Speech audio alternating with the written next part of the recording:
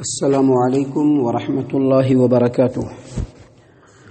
اعوذ باللہ من الشیطان الرجیم، بسم اللہ الرحمن الرحیم۔ وَإِن كُنتم فِي رَيْبٍ مِّمَّا نَزَّلْنَا عَلَى عَبْدِنَا فَأْتُوا بِسُورَةٍ مِّن مِّثْلِهِ وَادْعُوا شُهَدَاءَكُم مِّن دُونِ اللَّهِ إِن كُنتم صَادِقِينَ فَإِن لَّمْ تَفْعَلُوا وَلَن تَفْعَلُوا فَاتَّقُوا النَّارَ الَّتِي وَقُودُهَا النَّاسُ وَالْحِجَارَةُ اعدت للکافرین۔ اور اے کافروں، اگر تم لوگوں کو اس کلام میں جو ہم نے اپنے بندے محمد عربی صلی اللہ علیہ وسلم پر نازل کیا ہے، اس کلام میں اگر تم لوگوں کو شک ہے تو اس کے مثل ایک صورت بنا کر کے لاؤ، اور اللہ تبارک و تعالیٰ کو چھوڑ کر اپنے تمام ہم نواؤں سے مدد لے لو۔ اگر تم سچے ہو تو یہ کام ضرور کر کے دکھلاؤ۔ فَإِن لَّمْ تَفْعَلُوا، اور اگر تم ایسا نہ کر سکے، وَلَن تَفْعَلُوا، اور یقینی طور پر ہرگز تم ایسا نہیں کر پاؤ گے، فَاتَّقُوا النَّارَ، تو اس آگ، جہنم کی آگ سے ڈرو، جس کا ایندھن انسان اور پتھر ہیں،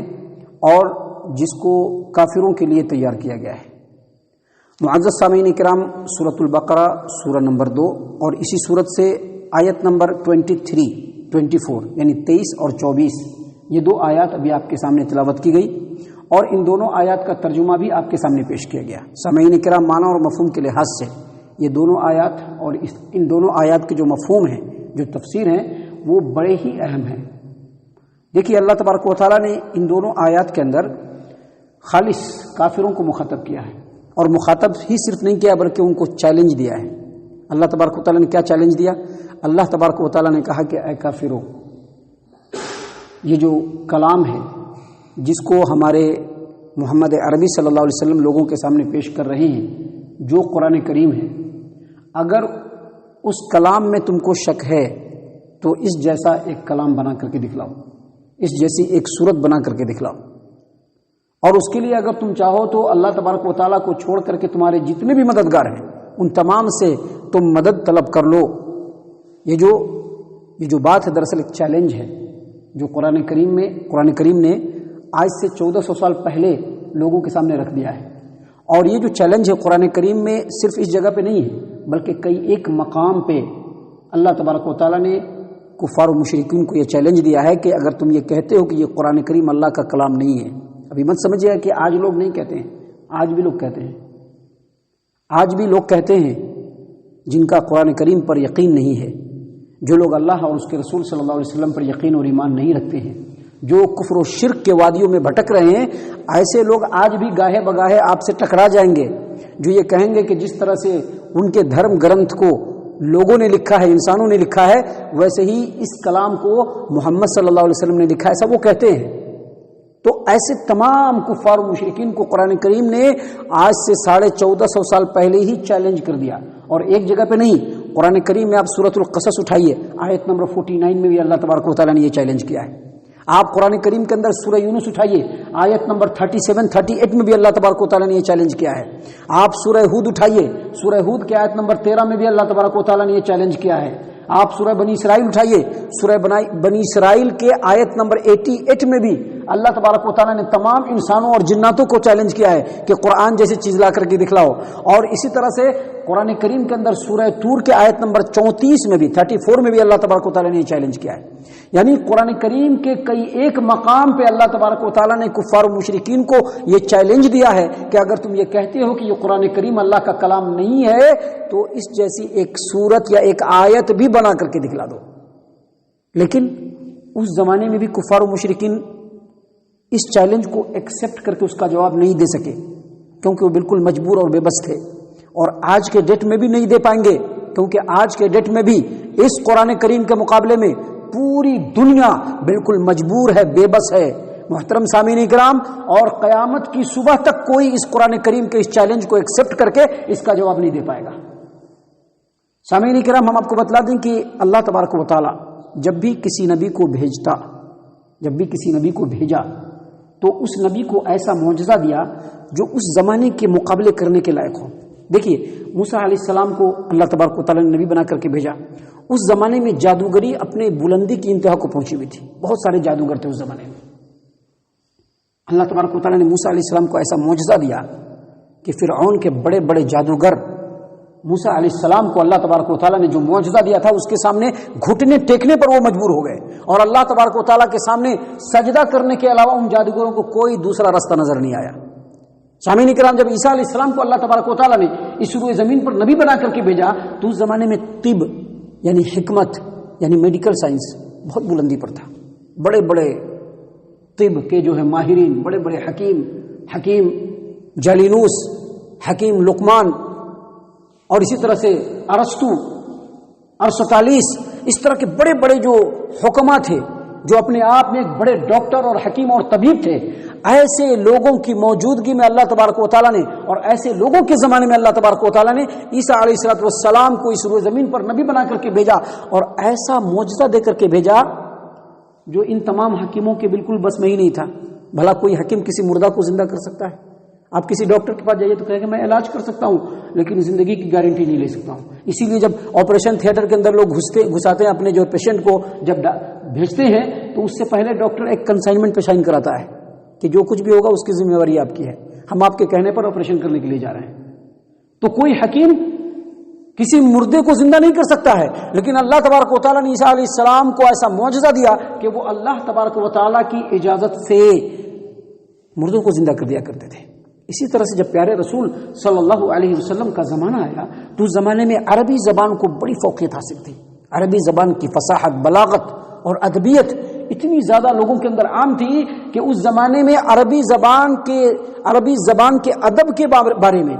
بڑے بڑے شعراء فصاحت و بلاغت میں ان کے درمیان مقابلہ ہوا کرتا تھا، اور جس کا کلام سب سے بہتر ہوتا تھا اس کو کعبۃ اللہ کے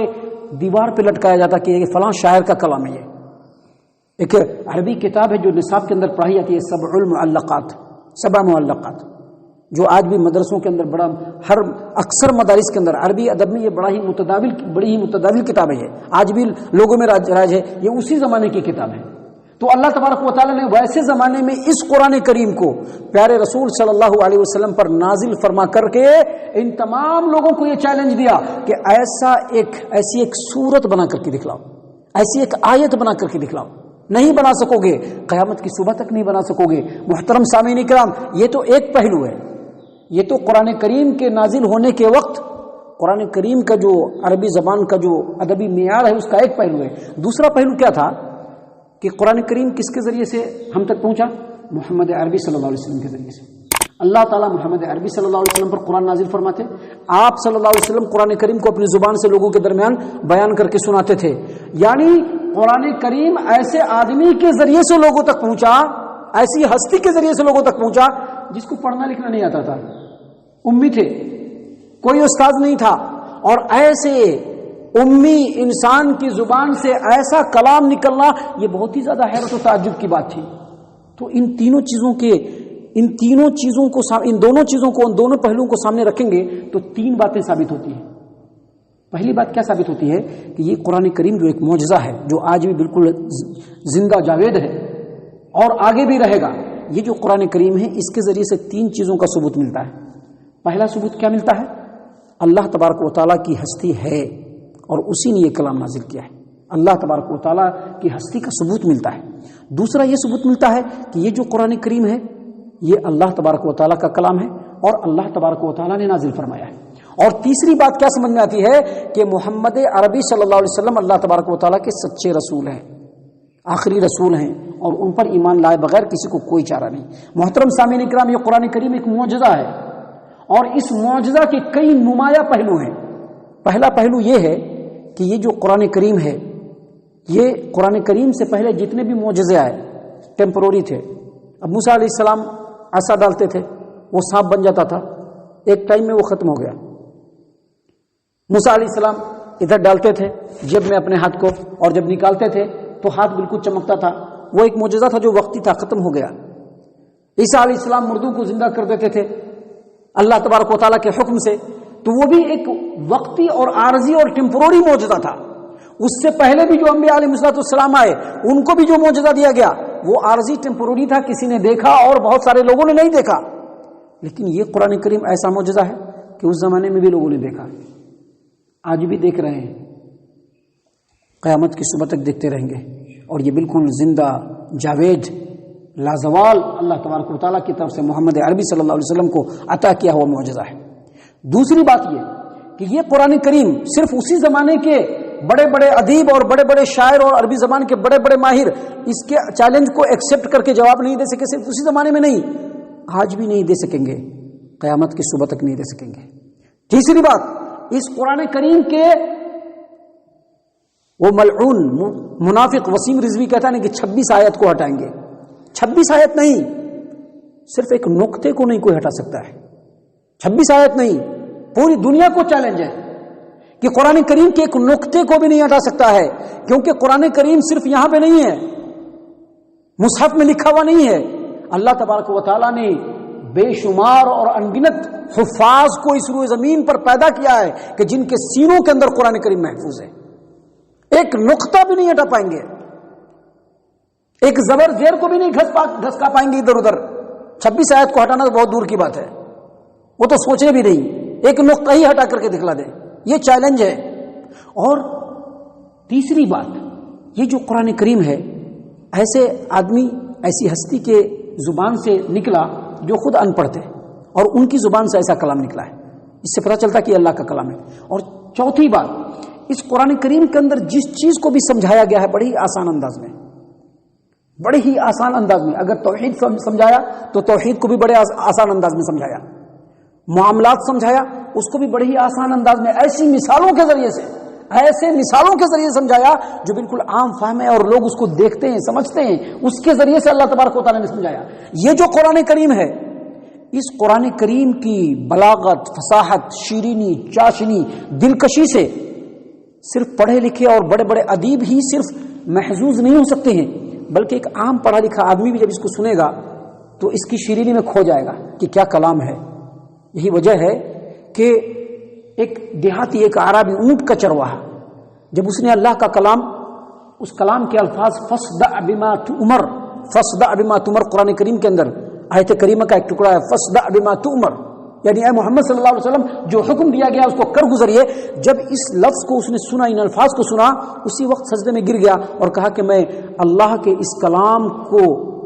میں سلام کرتا ہوں، میں کہ واقعی یہ کلام ہے اللہ تبارک و تعالیٰ کا۔ قرآن کریم میں جب ایک چھوٹی سی صورت نازل ہوئی، انا اعطیناک الکوثر فصلی لربک وانحر ان شانئک هو الابتر، یہ 3 آیات جب نازل ہوئی، علی رضی اللہ عنہ نے اس کو لکھ کر کے جا کر کے کعبہ کے اندر، کعبہ کی دیوار پر لٹکا دیا، تو نیچے کسی نے لکھ دیا کیا، ما ھذا قول البشر، یہ کسی انسان کا کلام نہیں ہو سکتا ہے۔ تو یہ قرآن کریم ہے۔ اللہ تبارک و تعالیٰ نے اس قرآن کریم کے بارے میں یہاں پر اس آیت کریمہ میں سورۃ البقرہ سورہ نمبر 2 آیت نمبر 23 میں اللہ تبارک و تعالیٰ نے فرمایا کہ اے کفار و مشرکین، ہر زمانے کے کفار و مشرکین، اگر تم کو اس کلام کے اللہ کا کلام ہونے میں شک ہے تو ایسی ایک صورت بنا کر کے لاؤ، اللہ کو چھوڑ کر کے جس کو مددگار بنانا ہے مددگار بنا لو، اگر تم سچے ہو تو ایسا کر کے دکھلاؤ۔ اور بعد میں اللہ نے خود اس کا ڈینائی بھی کر دیا، اللہ نے اگلی آیت میں ڈینائی کیا کہ نہیں کر سکتے، کہا فَإِن لَمْ تَفْعَلُوا، جو چیلنج تم کو دیا رہا ہے، اگر اس کو دیا جا رہا ہے، اگر اس کو ایکسپٹ نہ کر سکو اور اس کا جواب نہ دے سکو، اللہ نے پھر کہا وَلَن تَفْعَلُوا، اور تم جواب دے بھی نہیں سکو گے۔ یہ صرف اسی زمانے کے کافروں کو نہیں کہا گیا، آج کے زمانے کے کافروں کو بھی کہا جا رہا ہے، قیامت تک کے صبح کے کافروں کو کہا جا رہا ہے وَلَن تَفْعَلُوا، تم ایسا یقینی طور پر ہرگز نہیں کر پاؤ گے، اور اگر نہیں کر پاؤ گے فَاتَّقُوا النَّارَ، تو جہنم کی اس آگ سے ڈر جاؤ، جہنم کی اس آگ سے ڈر جاؤ، وقودها الناس والحجارہ، اس آگ سے ڈر جاؤ جس کا ایندھن انسان اور پتھر ہوں گے۔ یہ ایندھن جانتے ہیں نا، فیول، جس سے جلانے کا کام آتا ہے۔ اللہ تعالیٰ نے قرآن کریم میں جو آج صورت آپ کے سامنے فجر کی نماز میں پڑھی گئی، سورۃ الجن آیت نمبر 15 میں اللہ تبارک و تعالیٰ نے فرمایا وَأَمَّا الْقَاسِطُونَ فَكَانُوا لِجَهَنَّمَ حَطَبًا، یہ جو ظالم لوگ ہیں، اللہ تبارک و تعالیٰ کے حکموں کی نافرمانی کرنے والے لوگ ہیں، یہ جہنم کے ایندھن ہوں گے، یہ جہنم کے ایندھن بنیں گے۔ تو یہ جو جہنم کا ایندھن ہے، اللہ تبارک و تعالیٰ نے یہاں فرمایا کہ انسان اور پتھر بنیں گے، تو پتھر سے مراد وہ گندھک کا پتھر ہے، گندھک کا پتھر جو بالکل بلیک ہوتا ہے، سیاہ ہوتا ہے، بدبودار ہوتا ہے، اس کو جہنم کو جلانے کے لیے استعمال کیا جائے گا، کیونکہ اس کے اندر حرارت اور گرمی بہت زیادہ ہوتی ہے۔ اور یہ بھی کہا گیا ہے کہ پتھر سے مراد جو مٹی اور پتھر کے بت جو مشرکین پوجتے ہیں اپنے اپنے آستانوں میں، مٹی اور پتھر کے جو دیول اور بت بنا کر کے پوجتے ہیں اس کے ذریعے سے جہنم کو سلگایا جائے گا، اور جو انسان شرکش ہوں گے، کفار ہوں گے، مشرکین ہوں گے، ان کے ذریعے سے جہنم کو سلگایا جائے گا۔ اللہ تبارک و تعالیٰ آگے فرما رہے ہیں اعدت للکافرین، اور اس جہنم کو ایسے ہی کافروں کے لیے جو اللہ تبارک و تعالیٰ کے حکموں کی نافرمانی کرتے ہوئے اس قرآن کریم پر، اللہ تبارک و تعالیٰ پر، پیارے رسول صلی اللہ علیہ وسلم پر ایمان نہیں لاتے ہیں، ایسے کافروں کے لیے جہنم کو تیار کیا گیا ہے۔ یہ جو آیت کریمہ کا جو آخری ٹکڑا ہے کہ اعدت للکافرین، کافروں کے لیے جہنم کو تیار کیا گیا ہے، اس سے ائمہ اہل السنہ میں سے اکثر نے یہ استدلال کیا ہے کہ جہنم تیار ہو چکی ہے۔ کوئی یہ نہ سمجھے کہ جہنم تیار نہیں ہوئی، جہنم تیار ہو چکی ہے، اور اس سلسلے میں کئی حدیثیں بھی ہیں۔ ایک حدیث ہے صحیح البخاری کتاب التفسیر کی، باب سورۃ قاف، یعنی سورہ قاف کے تعلق سے جو باب ہے، اس میں اللہ کے رسول صلی اللہ علیہ وسلم نے فرمایا کہ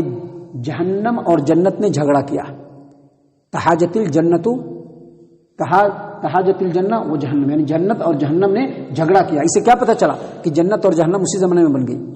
اور اسی طرح سے ایک اور حدیث ہے جس کو امام بخاری رحمہ اللہ نے صحیح البخاری کتاب بدء الخلق باب صفت النار وانها مخلوقہ حدیث ہے کہ اللہ کے رسول صلی اللہ علیہ وسلم نے فرمایا کہ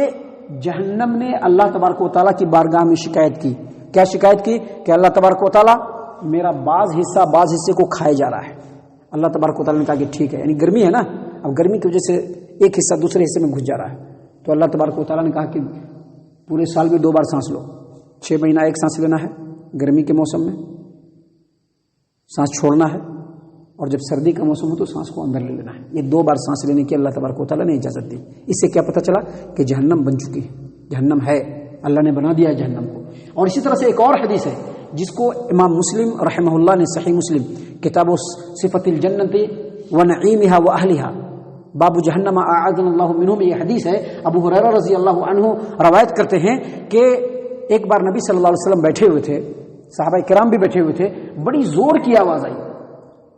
تو نبی صلی اللہ علیہ وسلم نے پوچھا کہ جانتے ہو کس چیز کی آواز ہے؟ کہا کہ آپ ہی اللہ اور اس کے رسول بہتر جانتے ہیں۔